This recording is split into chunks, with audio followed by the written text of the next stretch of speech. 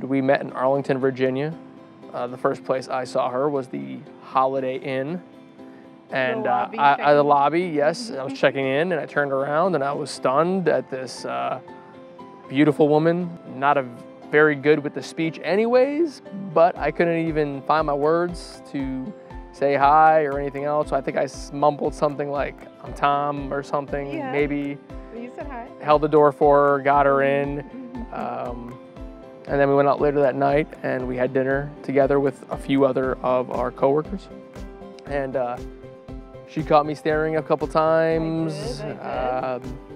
I tried to play it off, but wasn't really good at it. And yeah, so we met in Arlington, Virginia, and then we kind of went our separate ways. And when I went into the Marine Corps, we ended up in the same state of North Carolina.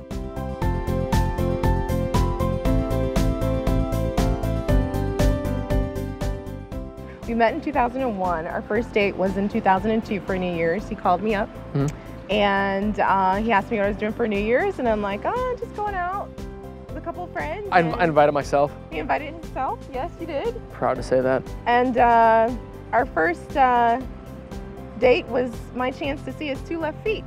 Yes, two left feet. They move pretty well for two left feet, and I'm not ashamed to say that. So.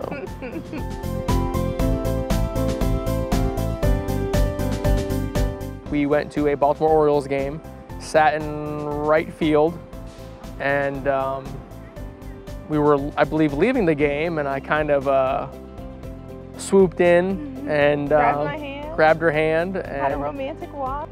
And I kind of snuck one in there on her. I don't even know she knew it was coming.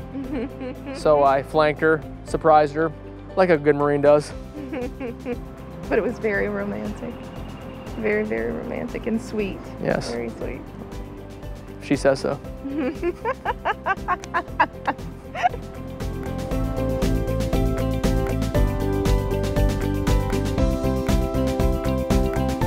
I took her out to a secluded part of the beach that I didn't really know was going to be secluded or not. I was trying to find a spot where there was nobody walking their dog or looky-loos, and it just worked out. You know, she walked up ahead, and you said, "Look, what's that?" Yeah, I got her to walk a few steps up, and then when she turned around, I got down on my knee and asked her to marry me, and thank God she said yes. So of course, here we are.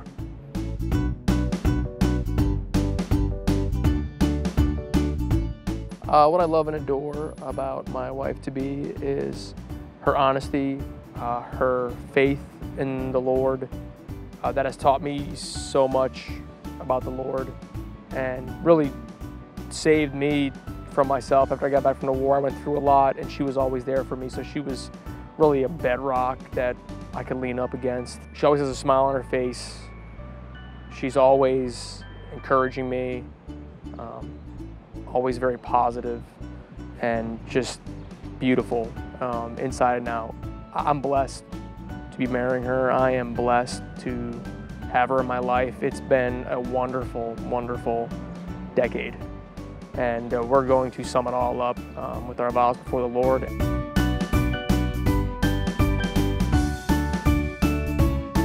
I love how he has such a zest for life. He's a man's man. He's very manly. He's in the military. He's, loves Philadelphia Eagles. He loves sports. He's an outdoorsy guy, but truly on the inside, he's such a teddy bear, and his willingness to just be there in the moment. And he's taught me so much about that, just living life in the moment and doing whatever it is that I can to make it happen. He's a go-getter, and I'm a dreamer. So, putting those two together, we're like unstoppable, and he really drives me. And, whenever anything's going on, he's right there for me.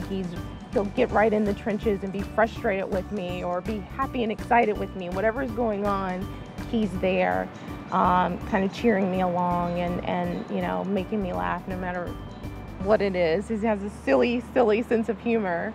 I remember one time he was fixing breakfast and pulled his shorts up to his armpits and had his socks up to his knees, and he had a cigar in his mouth, and he was making breakfast. That was just this year, so I haven't grown up a bit. But it made me laugh. she participates too. Absolutely. We do get dressed up. We do have a lot of fun Yeah. together, and I think the great thing about our relationship is we make each other laugh, and Yes. we have that love that no matter what we go through, we're always there for each other. So we wrote a lot when I was overseas. So I look back on those letters, and I'll pass them on to our children, because that writing, that getting the written word down, and sharing the word of God, and sharing each other's stories from day to day, what you were going through, whether it was bad or good. Because if it was bad, I always remember that she was there with me struggling. So even if it was just me overseas, she was there. Maybe not in the physical, but in the spiritual. One of my favorite stories is the last letter that I dropped in the mail to him. I had a dream that night that he was coming home and he would never get that letter.